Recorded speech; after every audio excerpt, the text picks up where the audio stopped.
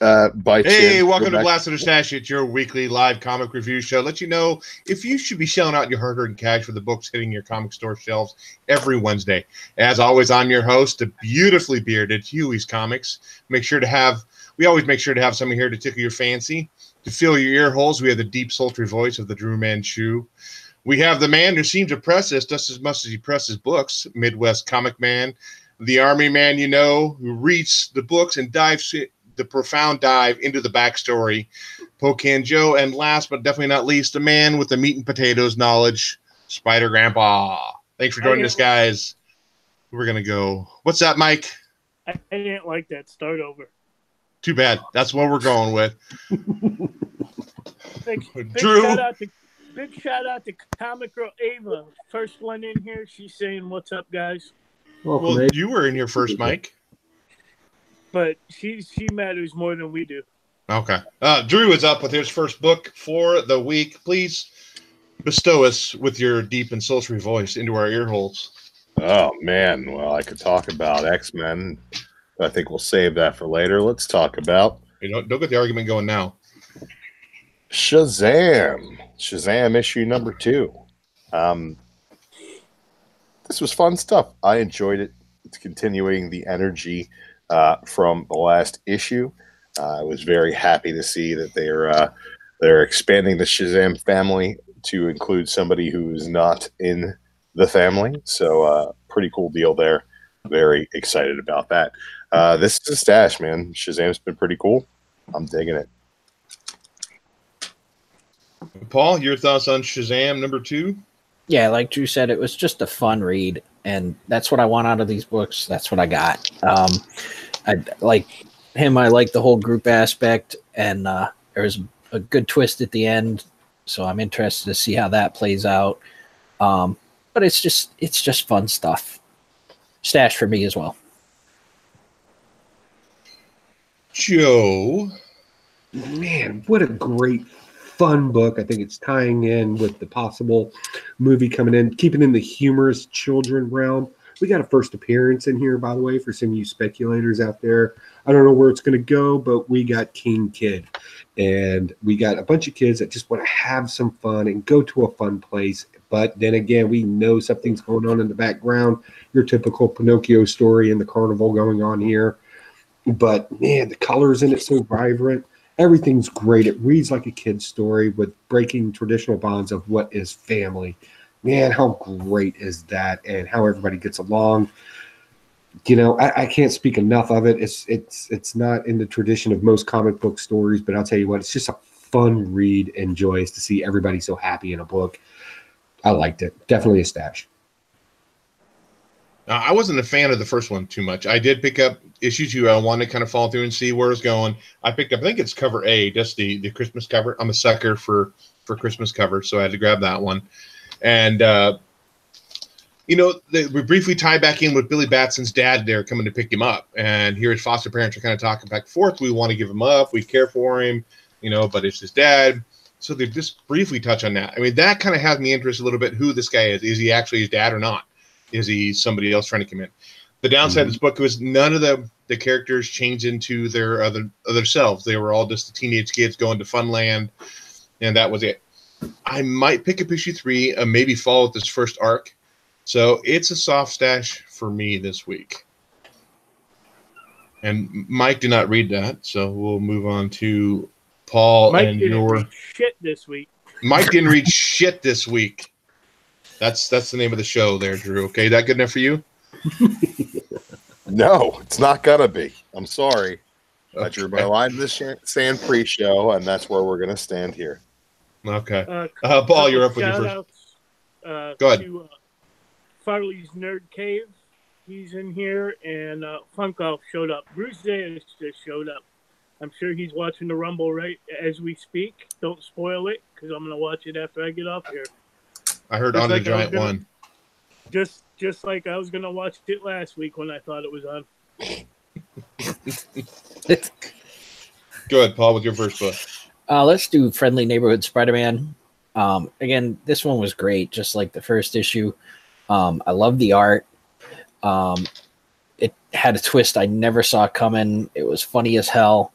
I mean, that's what I want from a Spider-Man book. It's that ground level, Spider-Man. I can't wait to see what happens next. Has a first appearance of a new character, and it's just good stuff. I mean, it's not all this world-changing stuff. It's just on the street. You don't want to read that this week. I picked it up, but I have not read it yet because I ordered the first two. But again, the whole boomerang thing and Peter Parker's Undies last issue kind of really soured it for me. So, they have more of that in this one. Okay, so maybe I'm glad I haven't cracked this book yet. So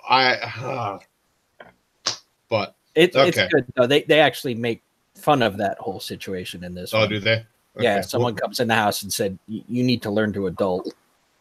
Okay, well, maybe I might crack it open and take a look at it then. Then moving over to Joe and your first book for the week.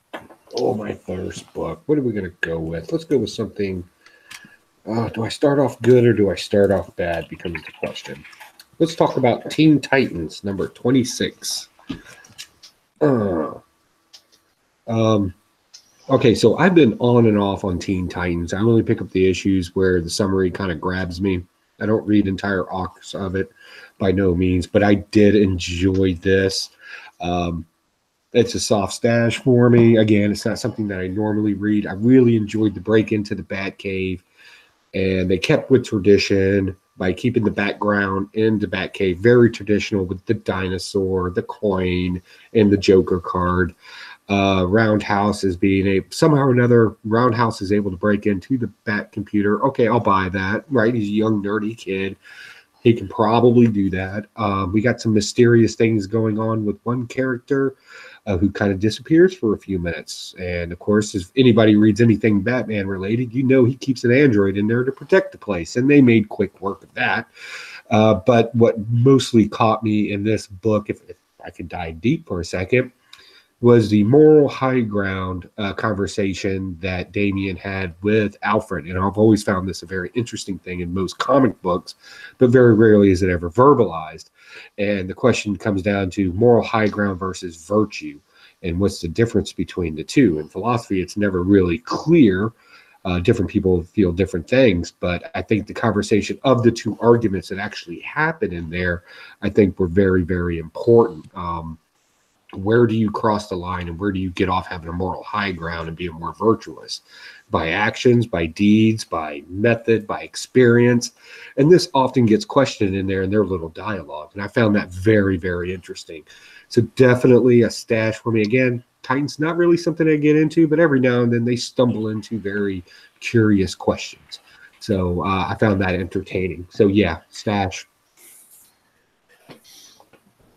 Yeah, I picked this book up. I've been continually picking up Titans since the beginning, and this has been a great book too. What I like here is there's a pretty good connection. Even though Damian kind of like is totally different than his dad, as in how he sees how to take care of villains or how to fight crime, but he keeps his secret just like his dad does. Batman does not reveal what his plan is.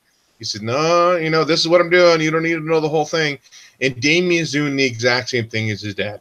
I thought that was very interesting. I'm not sure if that's intentional or not, but they all have their little secrets, and they know what's best, or for the outcome, that's what they think, by not telling everybody the whole story. Assumption of knowing what's best, I think, is what's interesting. And again, I go back to who has the moral high ground here to say what's best, and that's the conversation that they had. And I found that to be very interesting. So yeah, I agree there. Yeah. So, but definitely consistently good, and still can be picking up Teen Titans for sure. It's a stash for me. Drew, I know you've been a pretty good fan of Teen Titans going through. Yeah, I have been a big fan of Teen Titans, and I'm a big fan of this issue of Teen Titans as well. I picked up the B cover. Yep. It's got Wally West, not Wally West, the only Wally West that's alive right now, and nobody understands why that's fucking happening. But yeah, he's alive. It's good. I got the Teen Titans on the cover here. Cover A. Oh my God, they're scared. They're busted, breaking into the Batcave, and that's kind of what happens, but not really. I think that the Alfred stuff in this was really great. I think him calling Damian out on being a little asshole was pretty great. I thought that him cutting the head off of the Batman bot was pretty great. I thought that him basically saying to himself that Red Hood has gone too far and he's not going to take it anymore. I thought that was great as well. I thought this is I get a little bit nervous when Damien's more of an asshole. I kind of like that Peter J. Tomasi redeemed Damien a little bit better, but I dig this. I thought that this was pretty great, and I'm not really mad at it. Stash. Mike, I know you haven't read a whole lot this week, but I don't know if you want to go for your first book or hold it off for a little bit longer. You want to go over the chat real quick for us? You make your hat got a piercing. Yeah, Joey actually brought this hat back from Vegas from me. He could explain the logo a little bit more than I can. It's a caliper, isn't it? Or a wishbone? What is it? It's actually a knife company that makes very tactical style knives. And I had a conversation with the owner of the company after my talk, and because I did 2 talks there, and I got a great swag bag. Everybody took really nice care of me, and then I walked the floor and I got to talk to these people a little bit more. It's a knife company out of Illinois that make, and I don't have their name in front of me, and I'm sorry for that. And usually this is a different form for that. No, yeah. You didn't even have to go that far into it. Yeah. Give us an update on that chat there, Mike. We got Pope Grammy in the house. Jockio popped in here. He was late. I'm very ashamed. Double S, as always, hanging out with us. And Jason Smith is in here as well. Yeah, I could go over to my first book, get it out of the way. Okay, do that for us. It was my pick of the week till Joey was over at my house earlier and said, hey, you got to read something else. But I'll get to that story in a minute. First book I'm going to go over is Uncanny X-Men Annual #1. Usually we're all pretty hesitant about buying these animals. Usually it's like 3 or 4 or 5 throwaway stories that don't really tie into anything. This one actually does.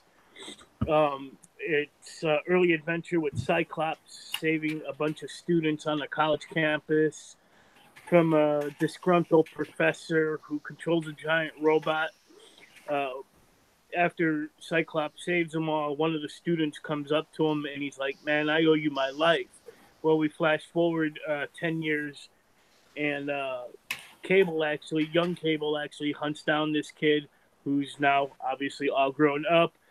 Big shout out to JLS Comics who just popped in here. Hunts down this guy and he's like, hey, I need your help, and ends up helping him resurrect Cyclops, and that's going to lead into all the X-Men goodness coming up. Art is awesome, not bad for an annual, so this was an actual stash for me. Drew, X-Men Annual, if you're there. Oh, I am here. And I've got things to say about the X-Men Annual. I picked up 2 covers of the X-Men Annual. Where the hell did I put them? I got this one here. And I also picked up the 8 cover, which was really cool. We got a bunch of Cyclopses fighting to be the king of the Cyclops Mountain. This was cool stuff. The art was great. We got a really new way of bringing someone back from the dead.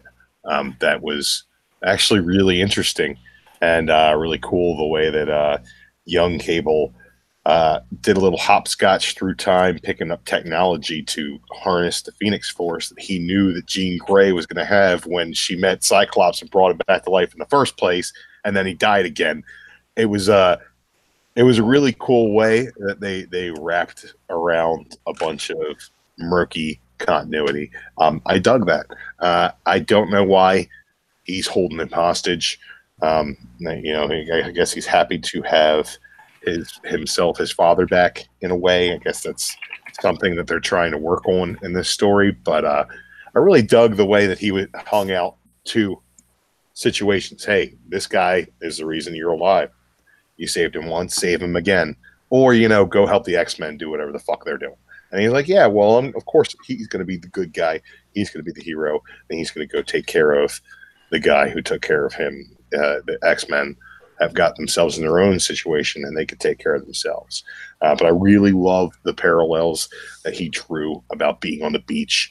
A versus X happened on a beach. He killed Charles on a beach. He died on a beach. All these things happened on a beach, and the X-Men disappeared on a beach. He's like, I don't want to deal with this anymore. I'm really excited that Wolverine and Cyclops are both back from the dead, and that we're going to be getting some more classic X-Men, probably some pre-Schism style X-Men. I'm excited about that. Man, this is good stuff. Stash it all day. Double S is doing a threesome with us here, watching us and watching the Royal Rumble. And he's right in the middle. Jig's Kingdom. Jig's Kingdom. Good evening. That's a new channel, buddy. Make sure it goes sub them. Hanging out in there. JLS Comics in there as well. A lot of people hanging out in our chat. You're up, Joe. What do you think of the annual? Tell me something good this week. All right, here we go.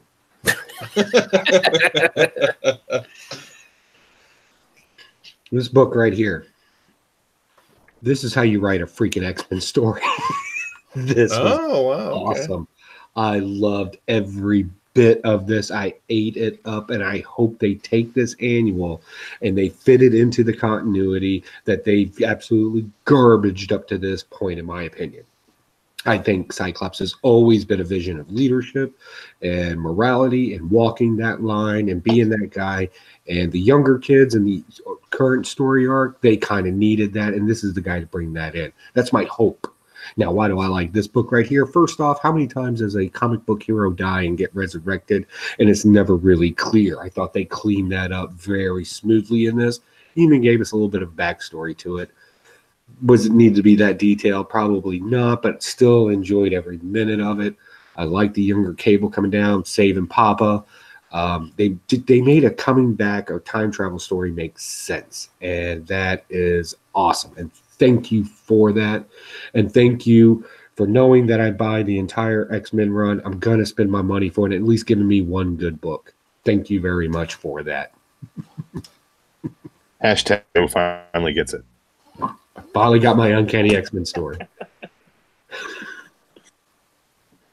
What were you saying? What were you saying? Hashtag what, Drew? Joe finally gets it. Oh. Oh, no. This wasn't a surprise. It's a holodeck thing. No, this is putting in the work and writing a good story. Okay, so my first book, I'm the one who read this book. Paul really let me down because when I read this book, this was right up his alley. And even the first few pages, I'm like, dude, Paul and I are going to click on this book, and I freaking know it. And it's Heroes at Large #1. So its whole concept is frozen in the 1940s, thought out in 2018. So we got all these Golden Age characters who have been frozen for the past, 60, 70 plus years, almost 80 years. And, they come out, there's a black guy there, and they're like, you have rights? What are you talking about? You don't have rights. They go back and forth about stuff like that. And the scientist, who's the black guy, says, all you were in cryogenic hibernation for almost 70 years. I told you, I don't do that sort of thing, mister. They keep going back and forth like that, the language. And then it pops into, which, Paul, you can maybe help me out on this because I wasn't sure. They said, so I know Airboy is a Golden Age character, right? Yep. Black Cobra? Yeah. Yep. Captain Jet? Yeah. Yep. Catman and a Kitten? Oh, absolutely. Catman and Kitten. Yeah. Okay, so those are the characters that they are. I don't know if Antarctic Press has license to use these characters now, or maybe the copyright's gone out. They're public domain now?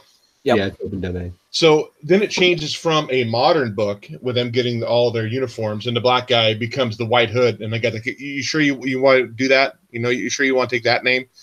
And then it pops into a Golden Age book, but with new words in there. So it's a whole Golden Age story, but rewritten for modern times. Okay, now I have to get this. I gotta get it too. I tried to find it. It's Catman, and Catman issues are about $4,000 for a 1.0. So in this story, Catman is trying to get a hold of Dr. Touchy-Feely. He's the bad guy in this story. Who? Dr. Touchy Feely. So Mike makes this his whole first line, comic book appearance. Hey, that's the public domain now, Mike. You can probably snatch that copyright up. be able to. God damn. So I read this balloon, and I don't know why it made me start busting up laughing. And so here's Catman on the phone. He's talking to the operator. He says, "So what you're telling me, operator, and correct me if I'm wrong, is that not only does Dr. Touchy Feely keep his phone number listed, but he made his new number spell out FUCKU Catman, you know, and then it pops next panel in here. He's mixing some chemicals up. He's like, "Fuck you, Catman, you son of a," you know, and it just cracked me up. It reminded me of a Mystery Science Theater 3000 in a comic book kind of form. Absolutely loved it. That's what I was thinking of when you were describing it. Wow. So all new dialogue for all these cool Golden Age book. So number 2 is coming out next week, I believe. But definitely, this is my stash of the week. This made me laugh out loud. I thought it was great. Good fun. And that's it. I'm excited. I'm all tingly. I need that book. I need that. Yeah, that sounds awesome.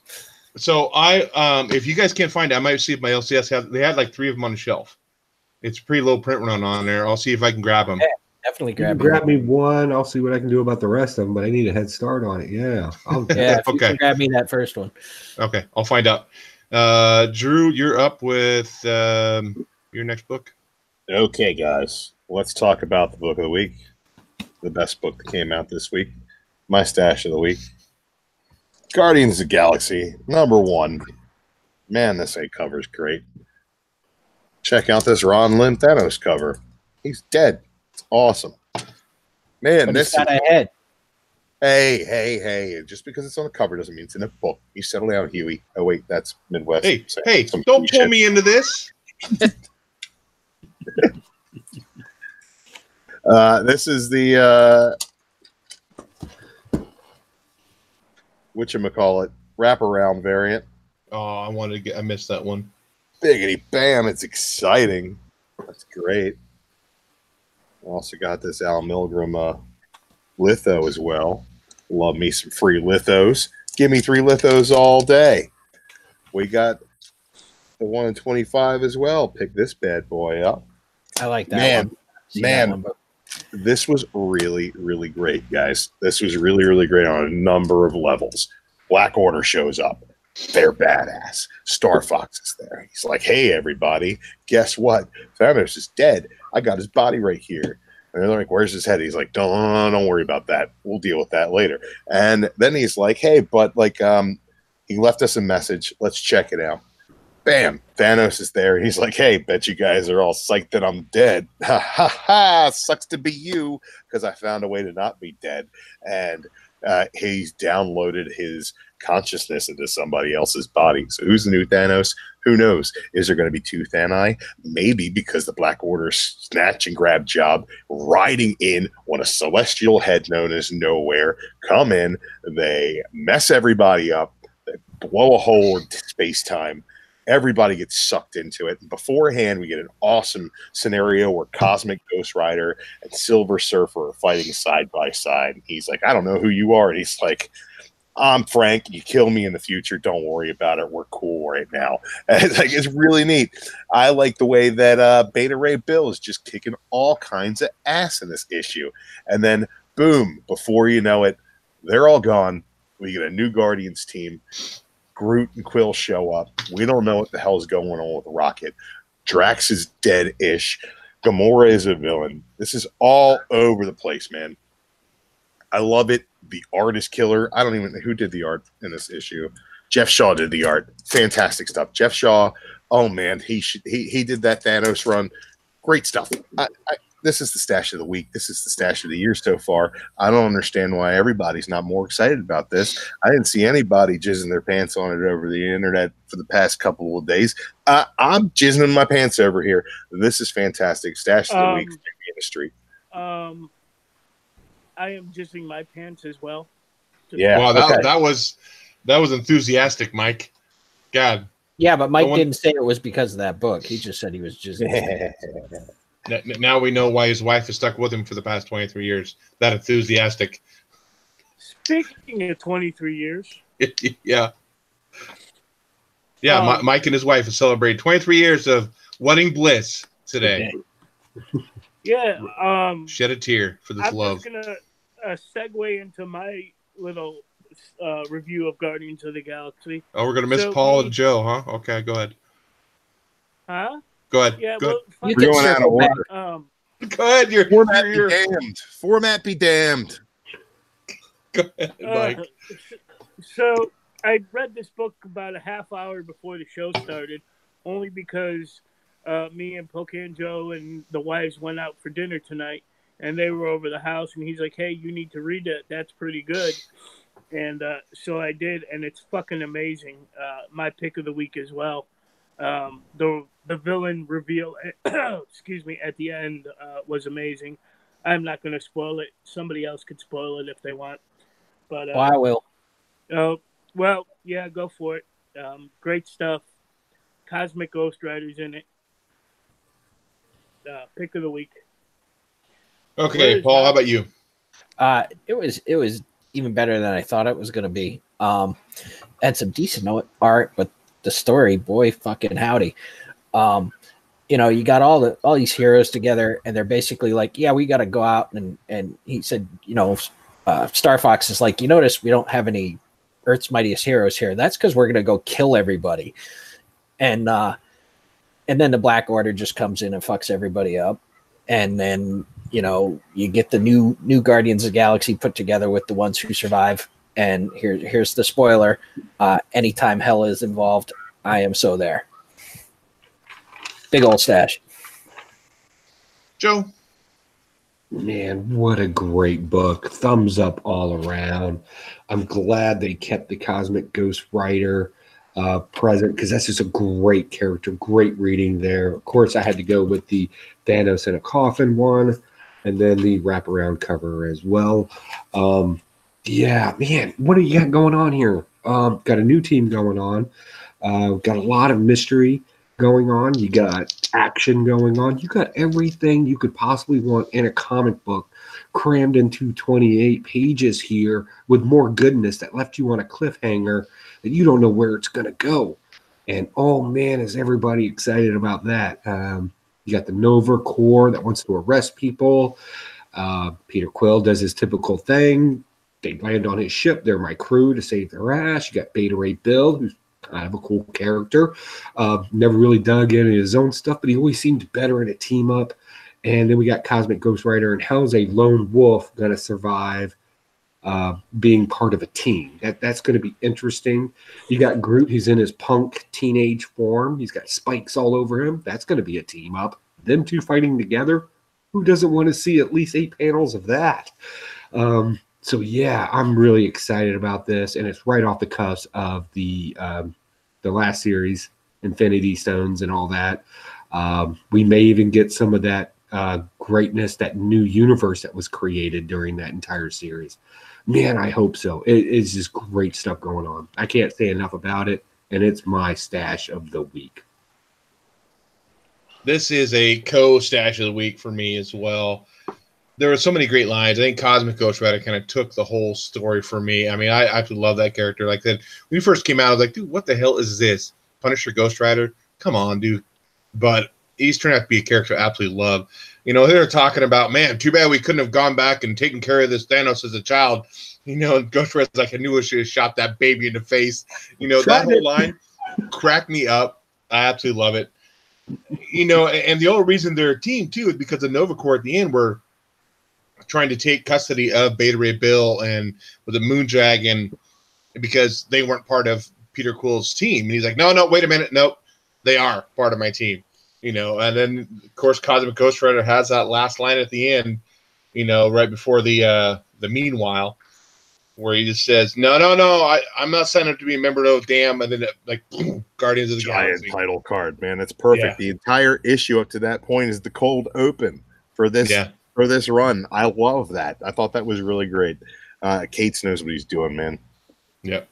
Definite stash for me as well. I definitely got to remember this one next year when we come to the stashies, for sure. So moving Take on notes. to take notes. Take them notes. How's that chat looking there, Mike? Yeah, how's the chat looking, Mike? Oh, we got Mr. Gretzky 9966 It's Skizzles. Gomez comic collector, aggressively relaxing. Bake the Snake is in here. D-Runt Comics. Comic Core popped in there. Comic Core is in here. And we had 21 watching at one time. So Nice. Okay, moving on to Paul and your next book for the week. My next book is War is Hell. This was pretty good. I had pretty low hopes going into it because I've never been a huge fan of Howard Chaykin's art, and it still don't like it. But the first story was decent, and it had a twist at the end. And it was straight out of an EC war book, so I'm okay with that. Second story was nothing special for me, but it did have some good art. But more than all that for me is I love that you had one of the big two doing an old school type war book. You know, Avatar Press did one with Garth Ennis's war stories, but seeing a big publisher do it is great. I'm hoping we get more variety like we had back in the Silver Age, where you had superhero books, war books, and crime books, and horror books, and that's what I want. But yeah, this was decent. I would pick up the next issue if they. I don't know if this is a one shot or if it's an ongoing, but it was good. Joe, you read War is Hell. War is Hell. All right, so the first story, I get why it's a story. The artwork in it, I wasn't too impressed with the artwork in the first story. The second story is a German pilot who likes African-American jazz music, and it's referred to as some other type of music in it, and this is against the law in Germany. It kept with the time that it was written in. They didn't hold any punches in that, and I appreciate them for that. But in a war story, that kind of twist that you get in it, fine, I get it. So I read the second story, and man, what a great story the second one was. It was basic narration, and it kind of took some beliefs in the African region and the Middle Eastern region about what is a war demon and how it can infect people. And then it kind of left it up to the reader's imagination about the reason why people do the things they do and what's good and what's bad, and or what drives that. I really fell deep into this, and I know I generally fall deep into comic books and ask the why questions, but this one kind of touched me personally, and I know it did Paul too. It really kind of asked those questions, and it kind of really dug deep without saying it. It did it through the illustrations of it, the way the soldiers were dressed, the way the movements through night vision worked.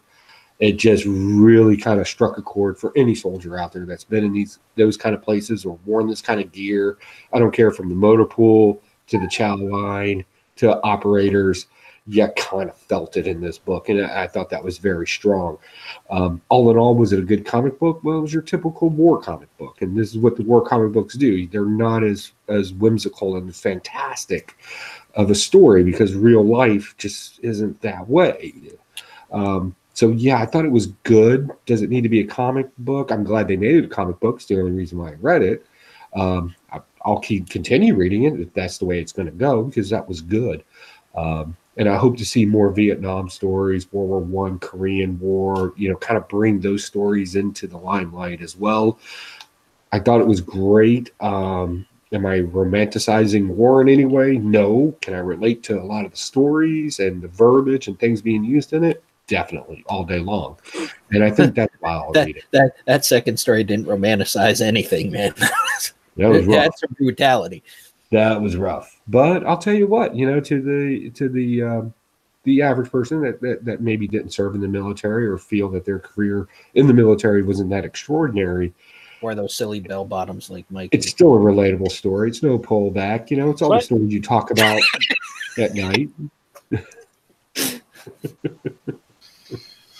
All I heard was the chow line. That's that was my favorite part of being in the military. So I read this book too. I did not get into it. I couldn't get into the first story. I read the second story, but it didn't grab me. Oh, my voice is cracked. Hello. It didn't grab me. Of course, I didn't serve in the military. I don't have that connection. I enjoy a good war story, but I don't know, neither one of those stories never really grabbed me. So, I mean, if they had a different book come out, I may try it again. But unfortunately, it's a blast for me. Before we jump into the next book, I just want to remind everybody, hey, this whole group here, all 5 of us, we're headed to C2E2 in March 22nd to the 24th. We're all going to be there. I'm flying out the 21st, going to get there Thursday night. I think most people are too. We're going to also have Comic Core there as well. So we're going to have Chad. We're going to have Catran. We're going to have C. Woodard. We're going to have Great Legend. Is that all from that group? Catran, right? I said Catran. Mark. Well, he falls into the umbrella of Catran. Really, I mean, man, don't put him in a box. Cat doesn't live in her shadow. I'm sorry. But if we're going to C2E2 in March, if any of you guys are going, make sure to send us a message saying, "Hey, we want to hook up with you. Go grab a beer. Go grab a coffee." If you don't drink beer, I don't drink beer, so I'm going to be the prude of the group, probably. That's for sure. But definitely come to Chicago. Come say hi to us. Have a good time. What was that, Joe? I'll bring you a bottle of wine or something. I don't drink wine. No. Some O'Doul's. We'll bring you in O'Doul's. What was that malt liquor in early Zima? Bring me some Zima. Yeah. They even make Zima anymore? I will find. Yeah, they do. Do they? Jolly Ranchers in there and drink like a white girl from the '90s, baby. Yeah, we'll bring them some fluffy leg warmers and. I'll do it. I'll wear them and I'll not post that a kind of picture. '90s, the late '90s. Oh, okay. Like we're talking like '96. I'll post pictures on Facebook. I don't know. When I was in college, We can drink Zimas. We can drink Zimas while we listen to "Damn, I Wish I Was Your Lover." Actually, Zima was towards the end of my college days. At the beginning, it was Cisco. Actually, it'd be drinking Zimas and listen to Tumblewumba. I get knocked down, but I get up again. So, moving right back into the comics now. We'll go back to let's go to Paul. That was yours. That was mine. Yeah. So back to Joe again. Yeah. Oh, I gotta say words. Words hurt head. All right, I've been generous up to comic books up to this point, so I'm gonna blast one. Here we go. Okay. All right, let's see if we can start some more controversy. Superior Spider-Man. This thing is garbage. Oh my God. I hated this book. I hate it with a passion. I will set it on fire right now if it didn't cause an uproar and people riot me. Here's the reason. Artwork's fine in it. Great deal. But now all of a sudden, not only is he Superior Spider-Man, but now he's Cosmic Superior Spider-Man. That's a very long title. And then we got his little short, chubby girlfriend back from the days when he was Octavius. All of a sudden, she's relevant. I don't know why. We got spider bots that make a device. All right, fine. And then we got a team of mercs that make funny puns and then run away at the last minute. I tried. I do try. I even read this twice just to really try to get into it because I know a lot of people out there like it. But I'm just not getting a story out of this. I'm just getting a things are happening. Congratulations for spending the money to buy this book. And that's honestly how I felt about it. If I'm wrong, tell me where I'm wrong. Show me the plot point that I'm missing. Show me the significance. And I'll be honest with you, you're going to struggle. So, yeah. Who else read that book? Drew read that book this week. Is that you, Drew? Itzy. Yeah. It was good. What'd you think of it? Good ski. Yeah, man. Good stuff. You're reading Superior Spider-Man, the last run. I agreed it was good. But, hey, man, if you weren't reading it, I could see where you'd be a little bit off on some of the stuff they brought up here. No, I read it. It was garbage then, too. I mean, Superior Spider-Man Volume 1 is only one of the greatest runs of Spider-Man comics of all time. But that's okay. Hate on it. You do you. Discovery Bay Comics asked, do you guys do this as a group every year? Most of us met for the very first time early last year in Dallas. We all met up there. We did it again in Baltimore. A lot of us met there. And, Not a lot. 3 of what? you. 3. Ball didn't go. I didn't go. I said There's- some of us. You don't have to be better about it. The important people weren't there. Yeah. I was there. But as a YouTube community, that's in the norm. Yeah. Well, sorry, we threw Mike off his trail there. Go ahead, Mike. And so we try to do it when we can. I mean, it does cost a little bit of money, but Yeah, I think this is something we're going to try to do annually as long as we're doing this, or maybe even years after. Annually or annually? We know where your head is. Not up your ass. Okay. Since I'm on you, Mike, do you have another book, or do you have anything else you want to discuss? Shout out to some Okie dude. He's been subbing everybody up. People been subbing him. So Caffeinated comic books in the chat as well. Oh, wow. Hello. Caffeinated comic books. I'm I'm seeing some new names, man. I got to get on my sub game. Yeah. The only other book I read from this week was Avengers number 13, The Origin of Iron Fist BC. And I thought this was actually pretty good. We learned, the Iron Fist isn't always good. This is a stash. I liked it. The art's pretty good. She's pretty badass. She's violent. Good stuff. Holy crap. This is Holy crap, what? I think this is the first week ever I've read more books than Mikey. Yeah, I know. I haven't. I have not been reading Avengers. I've been so far behind. Just got caught up with Hulk, so I'm hoping to get caught up with Avengers and Thor this week. We'll see. But it's been good. I mean, what I have been reading of it. True. Yeah, man, this was close to being my stash of the week, and I just read it before the show.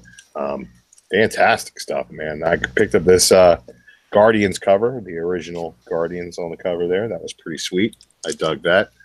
And, man, just the action in this book, the way that this Iron Fist's violent nature is portrayed is really awesome. The art was really great.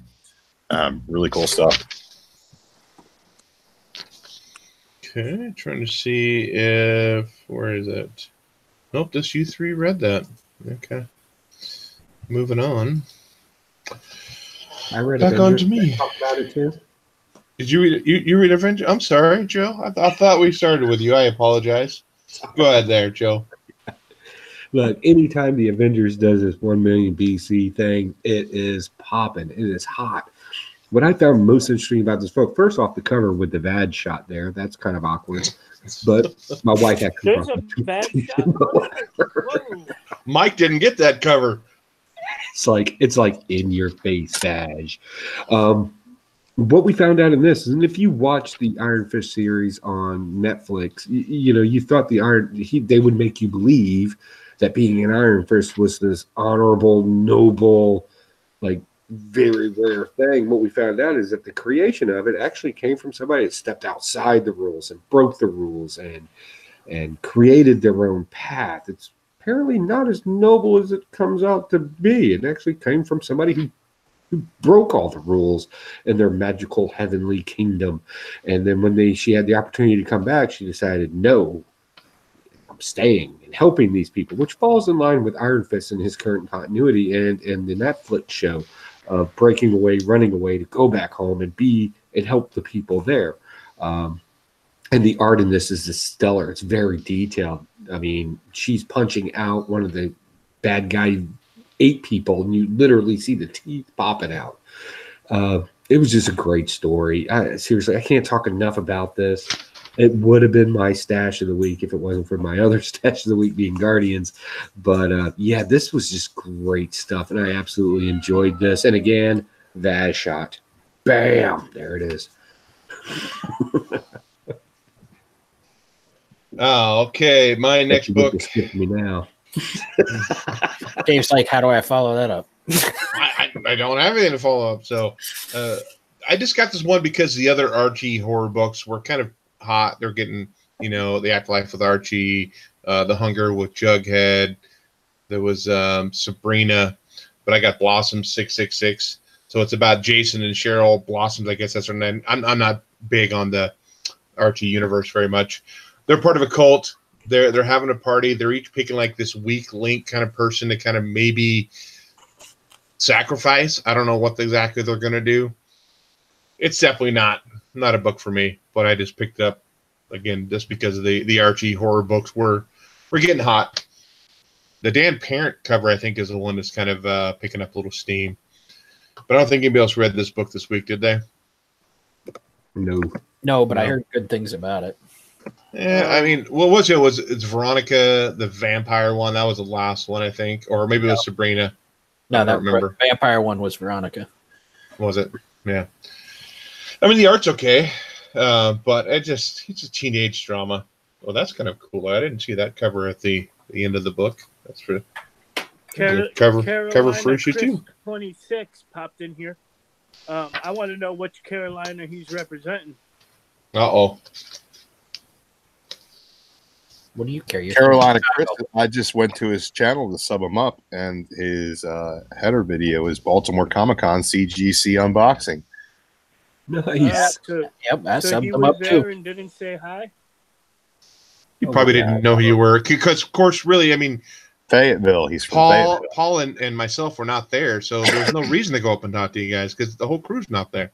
Everybody's got to be there. Carolina Chris is from Vietnam. Is that it? Vietnam? Okay, moving on to Drew, your next book for the evening. Okay, let's talk about books. Which one do you want to talk about? You make that choice. That's why I put the ball in your court. You know what? I'm really sick of your attitude. Well, you know what you can do with it. You can get happy in the same shoes there, Drew. Happy in the same shoes? What does that even? What kind of turn of the century? Great Depression era Sasquatch saying is that? Like, seriously, have you never heard that? Anybody else heard that saying? Yeah, you sound like the grayest Sasquatch ever. Hey, asshole, go ahead. Batman 63. Yeah, Constantine's in this book, which I mean is never a good fucking thing. I don't know who started this whole deal with like him being interesting and people liking him and him needing a TV show. He sucks. He's terrible. He's not even really in this book. It's a dream sequence. Batman is being drugged apparently, and he dreams about Catwoman because, man, he's got a dream about Catwoman. Oh, wow. Tom King. What the? I mean, Constantine. The McCallion art. Tom King. The McCallion art is good. The Tony Daniel is good. I don't want to hear anybody tell me that Constantine is interesting. He's not. He's fucking terrible. Did anybody else read Batman, Dan? That's what happens when you try to make Batman a Constantine book. It's just dumb. This was dumb, too. He shows up and he's smoking and he's like, I'm British. I'm interesting. And then nothing interesting ever happens. It's terrible. It sucks. Fight me in the street. Sorry, I'm done. Oh, C2E2. It's on. The Vertigo run was amazing. Moving on to Brennan and Vertigo was ever amazing. Joe. Oh yeah, Sandman. Nothing good. I don't fucking deal with gaming. You're up, Joe. Yeah, I read this, and surprise, it's a holodeck. Okay. Thank you. I knew you were going to say that. We knew that in the first issue, or the last issue, I should say. All right, we got it. But we actually got an explanation why we have a surprise it's in your head thing. Scarecrow's doing his thing, which Constantine informed him of. Okay, fine. He kind of likes being his little dreamland, even though he knows the ending of it. However, we can have the debate. Constantine's an interesting character. I've always liked Constantine because him and Batman actually share very similar traits. They don't like working with other people normally, but they're always stuck with a sidekick. They don't like telling their full story or their full plan because they're way ahead of everybody else. Was Constantine relevant in this story? Nothing more than narration. That was his role in this. All right, fine, I'll give you that. But if you're going to make me watch a surprise holodeck scene, I want narration. That was given to me by Constantine, whom I have liked in the past. I like Constantine. Now, my question to the writer is, what's his role in the next issue? Because Constantine can be very interesting if used correctly. They over continuity and over time in comic books, they've used him in both good and bad ways. So please use him and use him smartly in the next issue. Don't let this be a one-off thing, because then you just wasted my time. So the only reason why I'm even bothering stashing this one, even though it's a holodeck scene, is because Constantine was in it and explaining it, so we weren't given a aha, congratulations for giving me your money. He actually explained it to me, so that was cool. He explained it by being like, yeah, this doesn't make sense. I'm not even here. And everybody's like, oh, man, that's sweet. Classic Constantine. Fuck Constantine. No, that's not what we said at all. He sat right there and explained it very clearly to him. You're here because the Scarecrow's got you tied up and he's squirting shit in your face. He said that in the book. That's a quote. Well, maybe not the shit part, but that's a quote that he gave. And who better to jump into somebody's minds and be revel of it into the aha, it's in your head thing than Constantine. I damn sure don't want to see half the other people that can do it, like Martian Manhunter. It's lame when he does it. Look, man, I'll concede this. You liked it, fine, good for you. You like Constantine, fine, good for you. But the one thing that I like about this book, aside from the art, is the fact that it's fucking bullshit. Pardon my French. That was actually English. Yeah, no, it's a surprise. It was bullshit. It was bullshit. And the narrator that Batman chose in his head for something that was totally fucking bullshit was Constantine. So take that for what you will. He was like, oh man, this is going to be bullshit. That's exactly why you're here, John. He's like, I'm not here. That was the one thing I liked about it, is that everybody knew that it wasn't going to matter. It was going to be dumb because Constantine was in it. That story was dumb. Hashtag fuck Constantine. Oh my Lord. So really, if you look at this Batman book, Constantine at the end of it, he's saying this Scarecrow has him under the spell, and he's no way to get out. How far does this spell go back? How far in the storyline does that Scarecrow have him captive go back? Does it go back before the wedding issue? So him and Catwoman were never meant to get married? No. It goes back to when what's his Flashpoint Batman shows up in the Batcave and attacked him. Yeah. We don't know that. That could be part of Scarecrow's thing too, though. That's the thing. That's when Batman. That's the last time we saw Batman in control of his faculties. The last issue before this was he was in a dream sequence with Professor Pig. This issue was a dream sequence too, and we're told that he's being held captive. So he was abducted when that happened. And we wouldn't have known that unless Constantine mentioned it. Yeah. But you can go back and you could though. You could go back. Yeah. So Thomas Wayne caught him in the Batcave. But that doesn't mean anything. You still don't need to go back. Wants me to agree to disagree. That's not how this show works, Samoki dude. He said agree to disagree, Drew. That's not how this show works. Oh, some old. Okay, yeah. But there's going to be a line of people waiting to kick Drew in the yam bag when we get to Chicago. Probably. Or me. Don't sing it. Just bring it. So I don't know if you heard last week, Paul, when I was talking about giving giving a membership card to people who join our Patreon. Did you hear that? No. So I was talking about, there's another friend of mine who runs Lombard Crusade.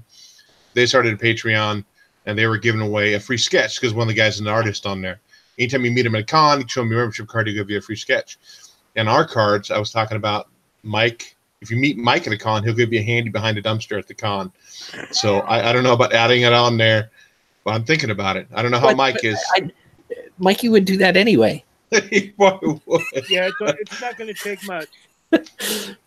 Okay. Thanks for adding that little bit on there, Paul. I appreciate you being here. Who brought that up? I'm totally lost in my faculties. Drew did. So back to Paul. All right, let's do Freedom Fighters number 2. I think I'm the only one that read it. Maybe nope. Okay, Pocan did. As long as Drew didn't, because there won't be any arguing now. This is still a good ass read. It's very well written, great art. I love stories with a World War II background and alternative history. And it's definitely got kind of a Wolfenstein vibe to it for me, because you have giant Nazi fuckalizer robots that they then wreck the ever-loving shit out of. And it was good stuff. I mean, you got Nazi Plastic Man and just cool shit. Buy this book. Nazi Plastic Man. Yes. Joe, what'd you think of Freedom Fighters? Look, I'm all about I'm all about America patriotism. That's my thing. And what happens when America loses its patriotism? You could take the Nazi thing off this, put any sticker you want on it. And sometimes you just need to remember what it's like to be an American. And this book right there throws it in your face. That constant fight, the constant hustle, the constant struggle, and it's right there. They took some of our Silver Age and Golden Age comic book heroes and they changed it to make it more diverse, and I get it, and that's important, but it wasn't a thing in the book other than the characters. Like Doll Man is now Doll Woman. The Black Condor is involved now. We got Mr. Bomb who blow things up with his hands, and they just made it great, and we saw Uncle Sam wake up. One panel of him opening his eyes and is awake again. And in the original Freedom Fighters, like, he was significant in that story. And just the fight for freedom and what it's like on your own soil. Man, what a great book. What a great concept. Thank you for bringing this back out. Even if it gets a little dull, I'm going to keep buying this because I think it's just great. And it's all red, white, and blue, baby. Loving it. This one was not dull. It was good.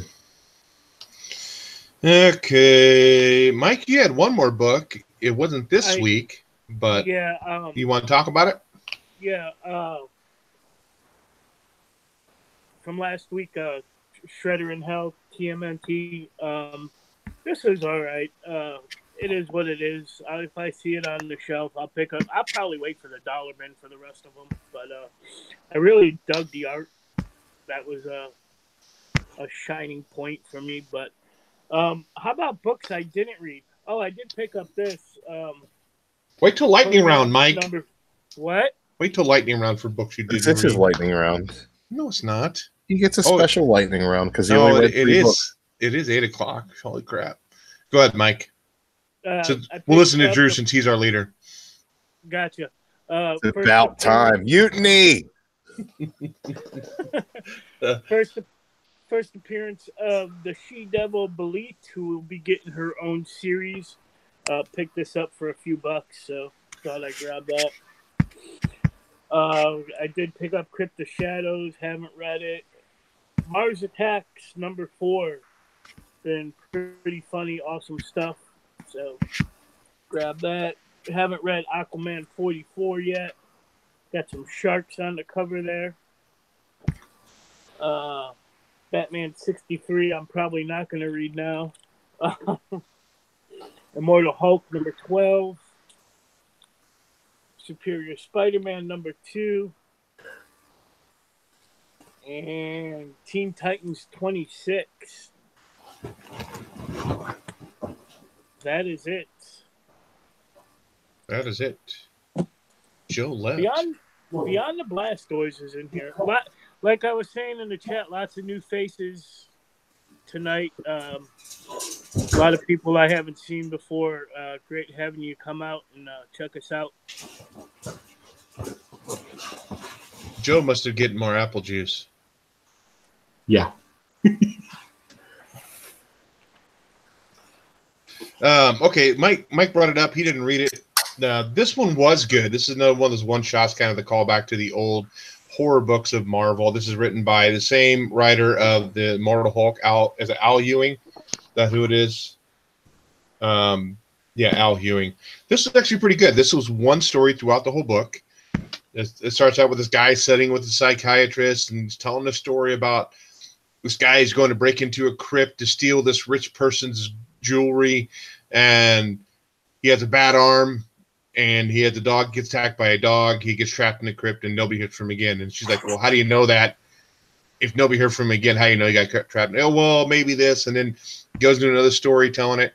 And it's one of those books that has that twist at the end. Just like an old Tales from the Crypt series, it's like the old books where it's that always has that flip around on it. It's like, oh, okay, here's a twist in the story. This was pretty good for a one shot. I'm not sure if I'd read it again, but it definitely was a decent read. I enjoyed it. What about you, Joe? Yeah, I think you hit the nail on the head there when you were given the description of an old Tales of the Script thing. So you had technically 3 stories that evolved into one. Yeah, I guess so. Yeah, and that was really unique. I thought it was unique the way they told it in this. That was pretty cool. And again, this is something that I don't think I would pick up on a regular basis. Like I budget my comic books, and generally when I buy the things I know I want, I have a few extra dollars. And if I see it over there, I may end up grabbing it because good classic horror stories are just something that, that were classic in the golden age. And then they really jacked it up after the Code Authority kind of got involved. And now we have that opportunity to bring these kind of stories back, make them interesting, and actually make a horror reading for people to read. I think that's great. And my dog drinks its water loud. But yeah, I definitely liked it. I'll probably pick it up when it's when it's there when I can. This really reminded me. I think it was an old Hitchcock TV show, or it might have been like one that he had hosted or something like that, about the prisoner that was in prison, and he made a deal with the gravekeeper or whatever that he would be or she would be buried. And then he would come dig her up, and then when she gets the light, the gravekeeper's in the coffin with her. It kind of reminded me of something like that. That cool kind of twist in, like, oh crap, and this kind of story writing, first off, it's really hard to make things connect but still make them seem separate. I would imagine that being kind of a hard thing to do. But I tell you what, when you do it and you do it right, it just reads very well. And you finally get that reading something and getting that aha moment, that eureka moment that sometimes comic book stories don't always give us. But horror stories generally do. And man, that is classic. And I recommend, if you don't read Golden Age comic books, like most of my collection that I actually try to keep is a lot of Golden Age horror and sci-fi. But that's where you get those kind of stories, and just leads to good storytelling. And they're keeping on track with that, keeping with this anniversary. It read just like anything I have in my collection from the Golden Age. It really does. Yeah. Do one more round here real quick. Drew, you're next. Anyone want to go? We're running an hour into it. Usually we start doing lightning round about an hour. We roll lightning round. Or do you want to have one book you want to talk about specifically, Drew? Oh, we can lightning round. Lightning round. Justice League 16. Stash it. You like the cartoon, you'll like the book. Man Without Fear, number 4. Stash it. Art's back on point. Moon Girl Double Dinosaur. Stash it. This is I'll go into this just a little bit. She's having her dreams haunted. Kind of Nightmare on Elm Street style by this little kid called Bad Dream, who's working for Nightmare. At the end of this, we get Sleepwalker and Doctor Strange. This is fun stuff. I like it. Good stuff. Outcast, this is continuing to be a fun read. I don't know if I like it because it's good or I like it because I'm hooked. Either way, it's doing what it's supposed to do. There we go. Lots of stashes. One blast this week, and it was Batman. Who'd have thunk it? Is Outcast probably because Constantine was in it. What's that? Is Outcast wrapping up soon? I think I heard someone say that they were getting. I would really like for it too, because I keep buying it, and I'd like to buy less things. Paul, do you have any other books this week? I don't think you did you? Yes, I do. I have one more, and it's my pick of the week, and that's Oliver. When you take Dickens and throw it in a dystopian post-apocalyptic future, it works. It was very well done. in-depth story, has some mystery to it to keep you coming back for more. It hit every mark for me. I highly recommend it.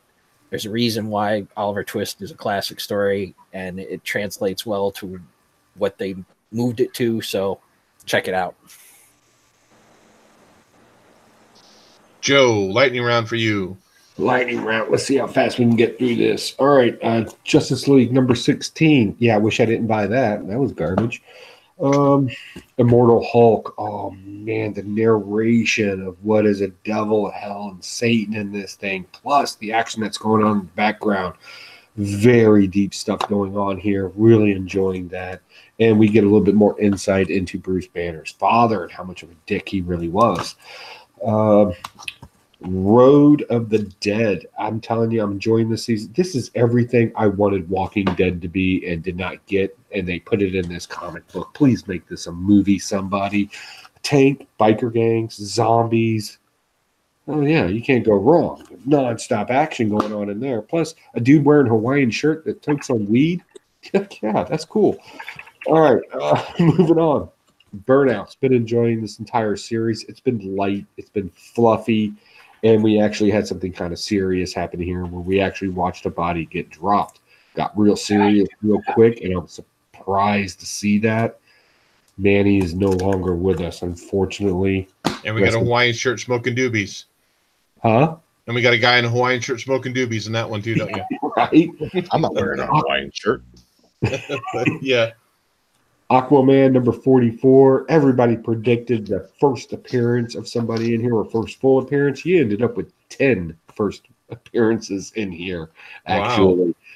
Yeah, a lot going on in this book that lays under the surface and explanations galore in this. I'm going to be honest. If you're not used to reading a lot of words in your comic book, that's not your thing. This is probably not going to be the book for you. But if you're doing the run, you need this book. American Carnage, been loving this. This does not read like a comic book. This reads like a masterfully written novel, really, that I got to wait for to get to each chapter. This is just great stuff going on here. Reads very well. Great storytelling. And I'm going to go from great story writing to Elvira, Mistress of the Dark. Your typical witty banter that you get from Elvira on a regular basis. She's now in 1930s Hollywood, and Vlad the Impaler's still following her. Faust is still jacking everything up in time travel. And you got meat and potatoes, as Mike would say, all over the place. Let's see what else we got here. Let's talk about Naomi, number 1. This is a weird book. I'm really not sure how to take this. It's a soft dash because a lot of this is just explanation. This first issue is nothing more than story building for a character. We're going to find out if she has superpowers or not. It's still thrown up in the air. There's a rumor afoot, and we'll find out more about that later. And Buffy, number 1. If you are a fan of the 1996 version of Buffy the Vampire Slayer, that's exactly what you're getting here. You're getting the same team, the same people, all meeting themselves for the first time. Buffy's a little bit more established with her librarian, guardian, watcher person, but Willow and Alexander meet her for the first time, and their hijinks are about to get started. I'll probably stick with this another 2 issues because of the cliffhanger, but I don't know how long I'm going to hang on to this, only because it's really not my kind of story. And those are my books. By the way, I would like to give a quick shout out to Maximus Comic Book Store in Las Vegas, Nevada. While I was in Vegas, that's where I had to run and pick up my books real quick. So thank you, cats out there. They said they would catch it on the rewind. We'll find out. I had a question about Naomi. Sure. All right. Grab Those Keys, who I've never seen in the chat before, is in the chat tonight, and also says Naomi is weird in a good way. Can't wait to see what happens.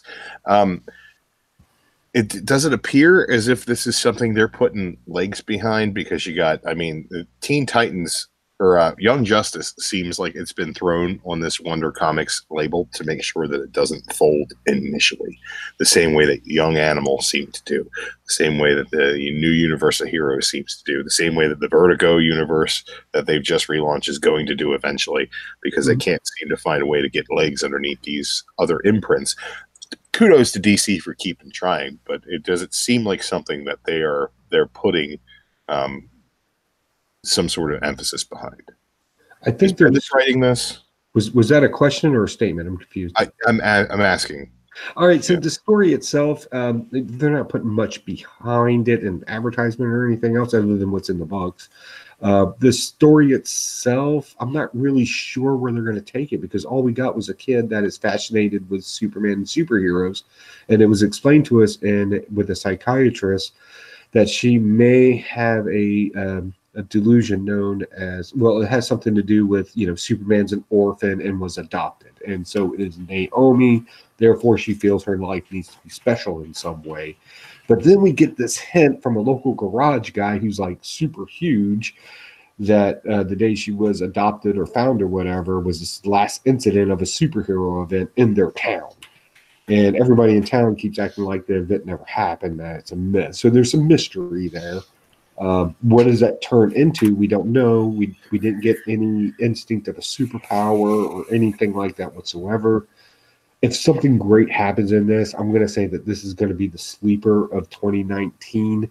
Other than that, this may end up reading kind of just awkward and weird. Because the first issue, I'll be honest, it made sense.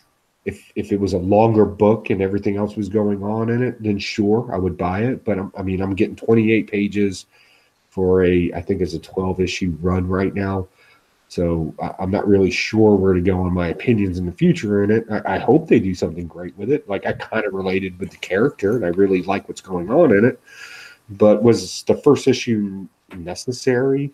No. There was nothing, other than it being a first issue, there was nothing spectacular that happened in it. Okay. So I don't have to buy it. Good.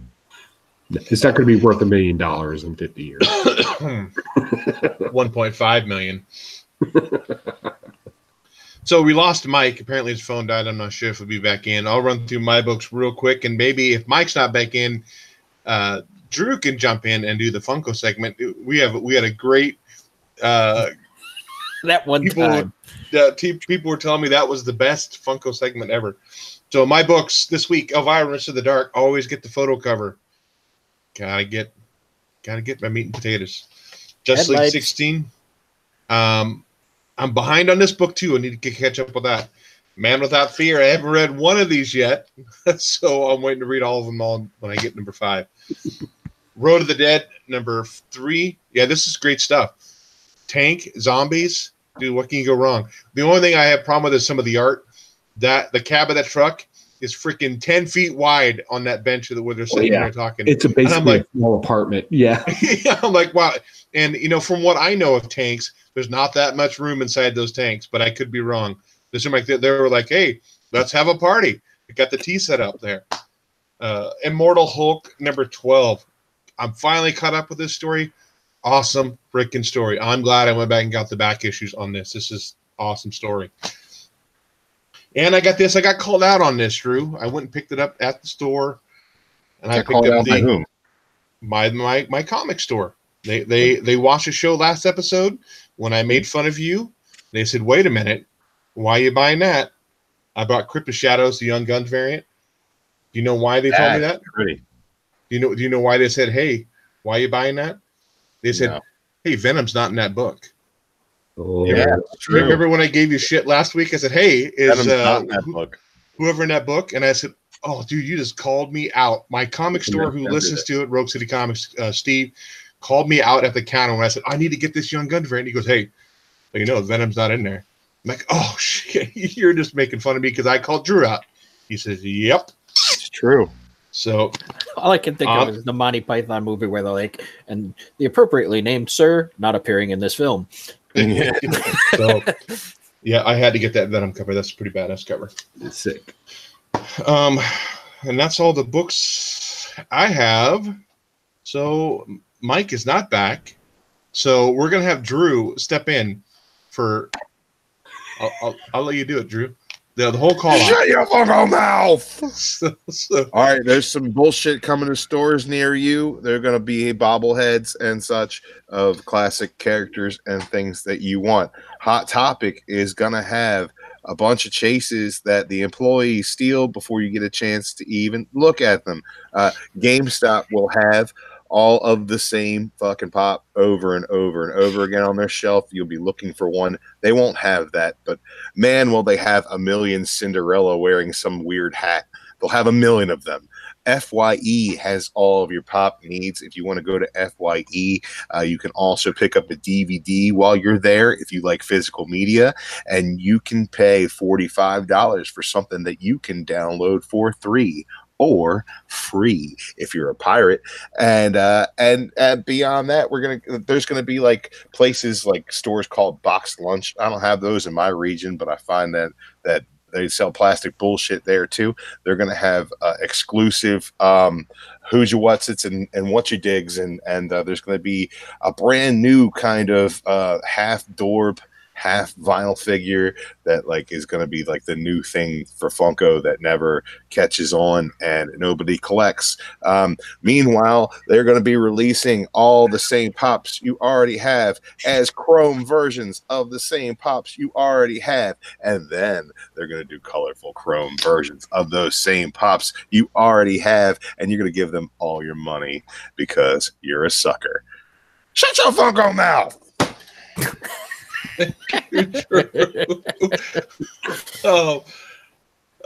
So yeah, we're gonna go ahead and wrap this up now. Last minute shout outs since Drew kind of catch his breath a little bit on that. Paul, do you have any shout outs for this evening?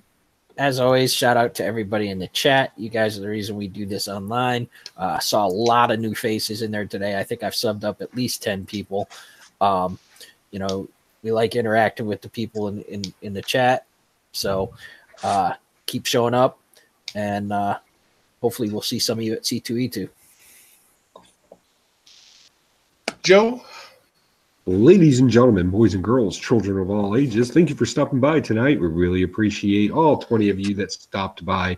Greatly appreciate it. Please remember that each one of us have our own personal sites as well if you wish to come by and see our own content.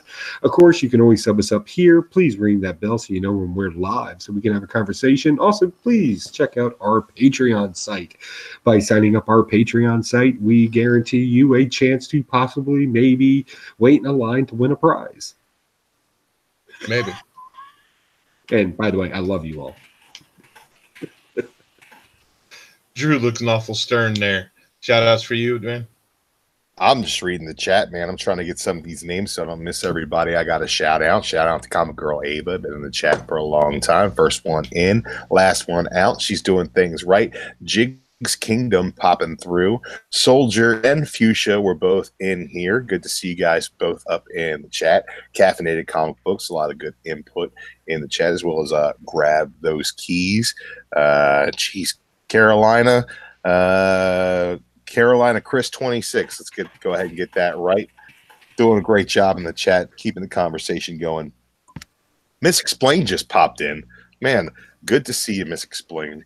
All kinds of good stuff going on. A lot of the regulars did pop through as well. Funk Off in here, Double S.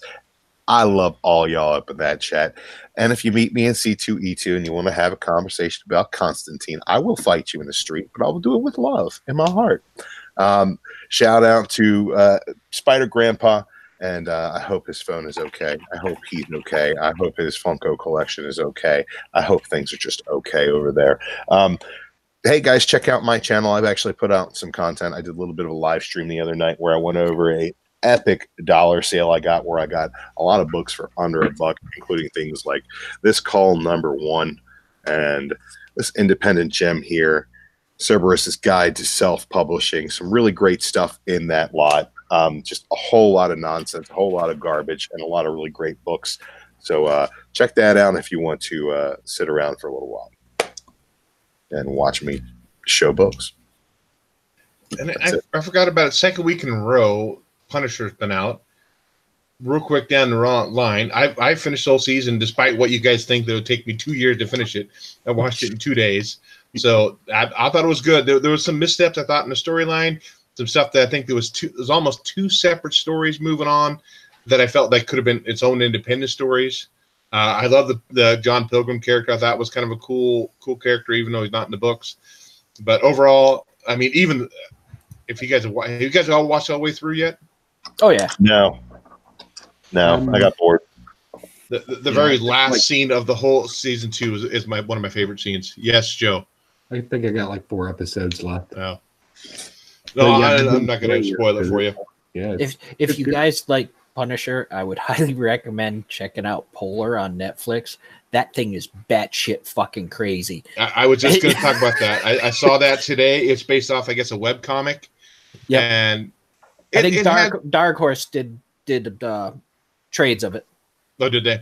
Yep. It kind of had a few missteps too, I thought. There was some humor or some really kind of quirky things in there that kind of really threw it off for me. But overall, I thought it was a really good story for a Netflix movie.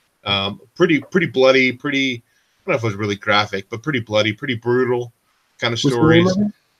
Polar with Mads. Polar, like the North Pole. Yeah, Mad Mikkelsen. Okay. Yep. Definitely, it was a good movie. I enjoyed it. I watched it today. Yes, our Patreon. I think we have a few Patreons right now. $1 a month to get you entered into the contest. $1 a month, man. And you look, too if you don't sign up for it, I'll keep winning. He might. Or is that a comic mix explained? I was told I couldn't play, but somehow Joey got the fucking exception there. I don't know that. Jeez. I guess he paid for that tier where he got to be on the show. Yeah, that might be the two. So for $1 a month, you can enter the contest of the month. Like I said, this month or last month's was that Red Sonja cover. Steve from Rogue City Comics won that. That's all on our Facebook page and our Twitter. I put all the information on the books are there. I'm still working on the one for this month, so I'll get that information as soon as possible. But for $1 a month, gives you a chance to enter. $1 a month. That's that's less than a candy bar now. Right? Big shout out to Rogue City Comics. Hey guys, thank you for sponsoring those comic books. I got your bag. Really enjoyed it. And honestly, Huey, you know how to package comic books. Thank you for that as well. I did a haul video on it. It was my first attempt at going live, and that was a nightmare. But you answered your door with your wife came in. Yeah. The wife the computer down real quick, then locked the door for her. But yeah, great stuff. Great sponsorship. And thank you, Rogue City Comics, for showing Blaster Stash It in your comic book store. That's really cool, you guys. Thank you. C2E2, of course, we're going there in March. We're all set up. We're all rolling. We're all going to have fun. I think it's going to be heck of a good time. We got the place. We're set. Hope we just don't get mugged. I never have been to Chicago, so it's going to be rip roaring rump. Okay, that's what it is. So we did have a lot of new people in the chat tonight. So definitely thank you for coming by. Make sure you go to our Facebook page. Make sure you go to follow us on Twitter. You get updates on there, and on if you go on Facebook, you can share your YouTube channel. You can share information, share what you collect. There's a great community there because maybe you're looking for a book that you don't have. Somebody in the community might even gift it to you. I've had that happen through YouTube and through Facebook. But definitely go join us up there if you love comics. And I think that's it. Whether you blast it, whether you sash it, happy reading, and we will catch you guys next week. Peace.